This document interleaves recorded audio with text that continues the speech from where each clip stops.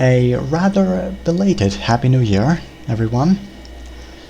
Just like every year that I can personally remember, and many prior to that, 2026 was welcomed across the globe with all kinds of pyrotechnics.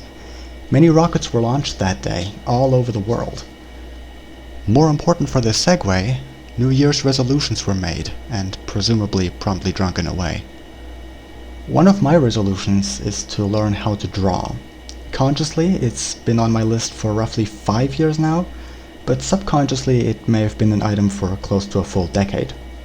Though I will have to concede that starting this year I have relaxed the resolution to start to learn how to draw, an arguably much simpler goal to achieve in 365 days.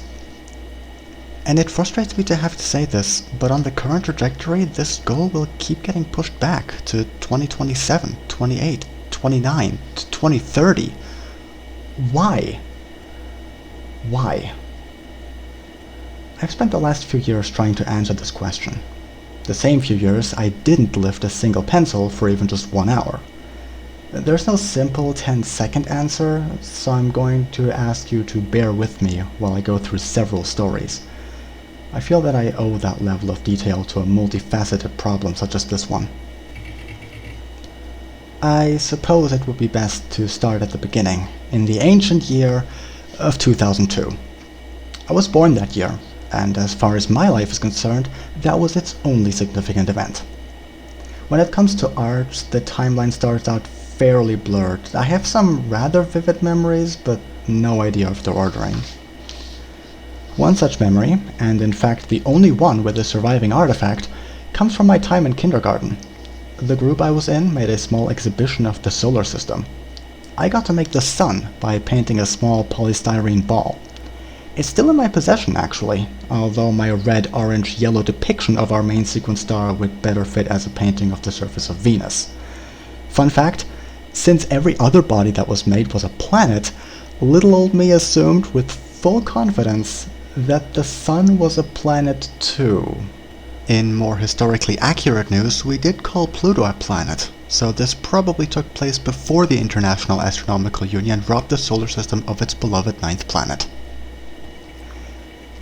I don't recall drawing much in my free time. Whenever I did, it was often with a magenta felt tip pen. Did I even know what a pencil is? Anyway, I recall being obsessed over a certain monument in the capital of France. Now, you might think that because the Eiffel Tower is a truss structure that makes heavy use of the third dimension, it would be hard to draw. That may be true, but keep in mind the only things I could draw at all were side-on orthographic projections, so it's actually fine. I did it very properly too, even going so far as to print a photo to reference. The first one I drew ended up too wide at the foundation, so sometime later I redrew it with better proportions.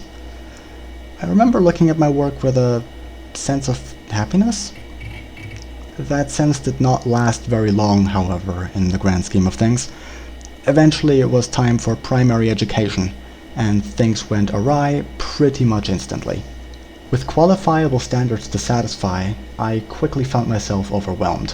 As early as first grade, considering that I remember my teacher at the time being the only kind teacher I'd ever have in elementary school. I think my dislike of drawing and watercolors truly began with an assignment to paint a still life scene inspired by those of Vincent van Gogh. In fact, it may have been Vase with 12 sunflowers, looking at the still life series. With that, I was forcibly introduced to the concept of depth, and because that left my barely established comfort zone, I failed to contain my panic. Of course, none of the other students were allowed to help me, and I can't recall my teacher ever showing support, so in the end, I don't even know if I had anything to submit. If I did, it was just shy of a completely blank piece of paper. As the first year of school drew to an end, so did my stint with my kind teacher. The remaining 3 years would be spent with a teacher who couldn't stand me and happily participated in the bullying I had already experienced ever since I got there. I tried to contribute to art class every now and then, and on at least one occasion, she would take the paper out of my hands and hold it up for the rest of the class to laugh at, and because I already was the butt of every joke, everyone gladly did. Suffice it to say, this incident alone probably destroyed any remaining sense of joy or confidence in the artistic process. From there, my art is fairly well explained with a single adjective: non-existent. Even during secondary, whenever it was time for art lessons, I preferred just sitting there for 90 minutes, waiting for class to be over. It was the least painful thing I felt I could still do, so I gave up. But while I was sitting there, succumbing to my learned helplessness, I couldn't shake the feeling that all of this was a little unfair. Why was I the only one out of about 30 people at times who could not get themselves to work? Of course, the fault lied in myself. I understand that now, but back then, it was an idea I couldn't dare to consider. It would be much more comfortable, so much less internally troublesome, if I could blame some outside force, whether it actually existed or not. That way my conscience would be cleared, and I could stop feeling so horrible about myself. It's not my fault I can't produce anything, I'm just not as talented as everyone else is. And with that, a belief was born. One that I would cling to for comfort, desperately and conspiratorially, rejecting any external attempt at correction because I know the truth, so I felt. This continued into the early 20s, and while I nowadays feel a little bit of shame for ever having believed this, I don't feel any shame looking back at it and accepting it as part of my personal history. At long last, we arrive. The year is 2022. The day is somewhere around May 20th. I walk home to my dorm from shopping, and I truly don't know what came over me, but on that day, letting my mind wander on the uninteresting journey home, I began questioning myself on everything. Now that I was in university and the path of my life would be determined for the next few years, what about everything else? Everything that isn't my career aspirations. There are many things that I discovered about myself in the following months, most of them things I don't think I have to come out about right now, but my mind eventually went back to art, and by extension, my beliefs surrounding it. With the skills university has taught me by that time, I pondered the consequences of my beliefs. Suppose talent did exist as a magical force that bestows skills to a select few. Then there's no reason to assume art is the only subject one could be talented in. In fact, an outsider to my interests would probably consider me talented if they thought like me. But I know I'm not talented, not at all. I'm simply passionate about my interests, so I enjoy learning more and more about them and practicing what I learned to be as capable in the subjects as I am. It's not talent, it's interest, passion, and practice. And it also happens to be what artists have patiently tried to explain to me time and time again. Maybe we're not so different after all. Maybe I got this whole thing wrong. Maybe becoming good at art means following the same recipe as for every other subject, and for the same amount of time too. Let's try and give this another shot. But that doesn't mean that everything is hunky-dory now. For one, the talent belief must have come from somewhere, and also there's still a 3.5 to 4 year discrepancy. There are a few underlying problems that I would still like to address. As alluded to earlier, I'm a student at a university as I speak. Not in the arts though. I'm studying applied mathematics and computer science, and it turns out to be a surprising hindrance. One of the most fundamental skills in art, apparently, is the ability to break down complicated shapes into simpler ones, to see what you're actually seeing. To me, it's analogous to wanting to calculate the volume of a complicated solid, which is something one might need to do in engineering or physics or other disciplines. Heck, even in computer graphics, simplifying geometry has its applications. However, especially in combination, it turns out that I might be a little too good at characterizing shapes using primitives. So much so that the shape itself is completely lost in the abstraction. The best way I can explain it is to imagine a technical drawing with distances, radii, angles, etc. marked for perfect recreation of the drawn object, but then to remove the drawing so the numbers are the only thing left. Sometimes this even means the original shape doesn't matter anymore. Cavalier's principle comes to mind.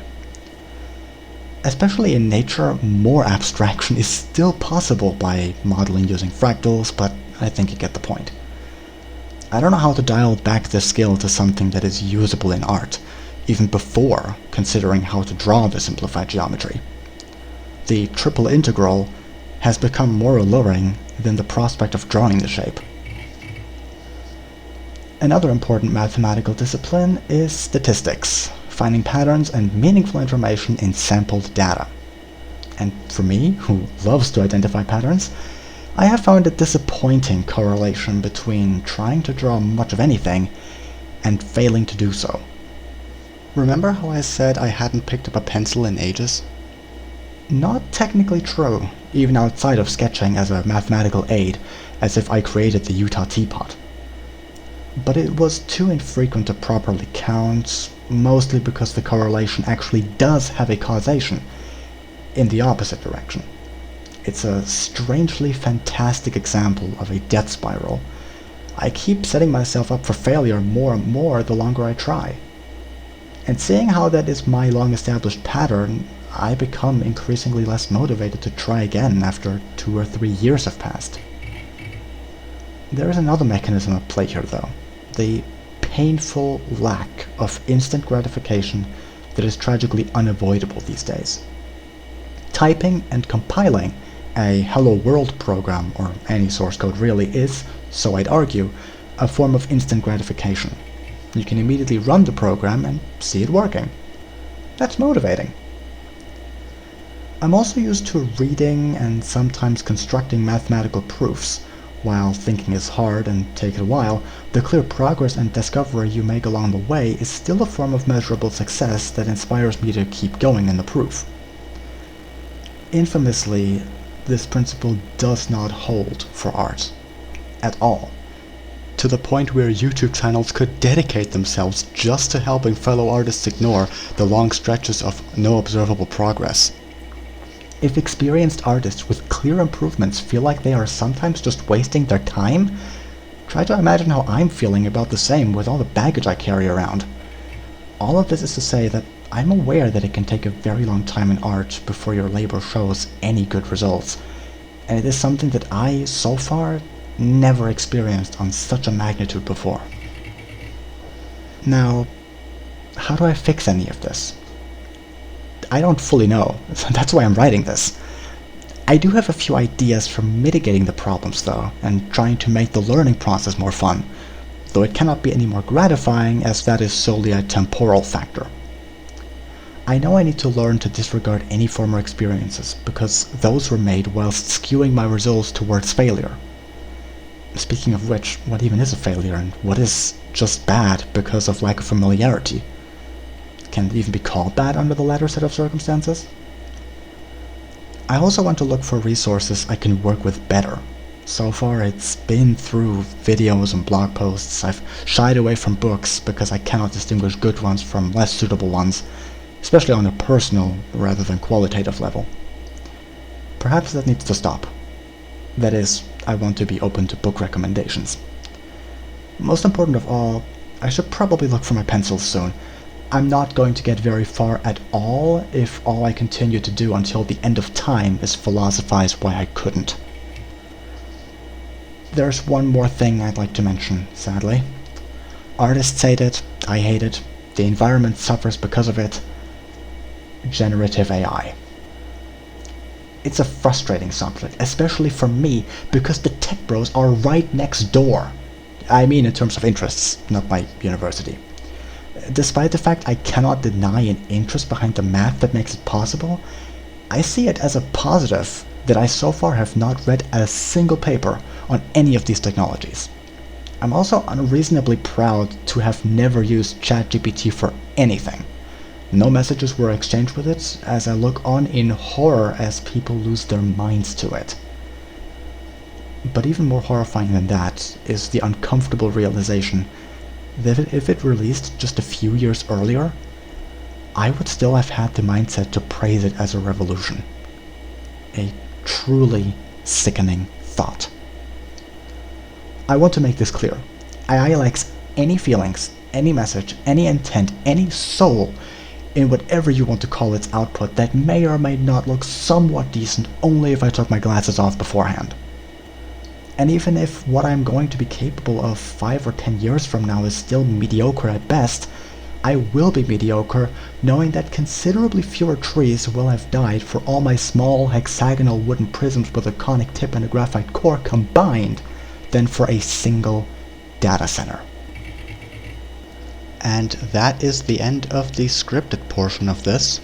Despite the fact that I have written a few pages, it nonetheless ended up being a somewhat unstructured rant.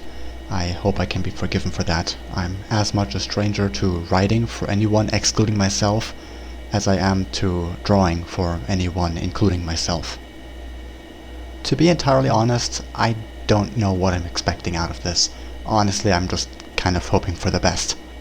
My mind is filled with all kinds of ways that a video like this could go wrong, but I'm hoping for any one of the more realistic outcomes to actually occur. In fact, in the case of getting replies, I don't even know how I'm going to process that. I guess if the number of replies is small, I can still respond in comments, otherwise it's probably going to be a response video of some description. That does sound like a good idea to me. Or maybe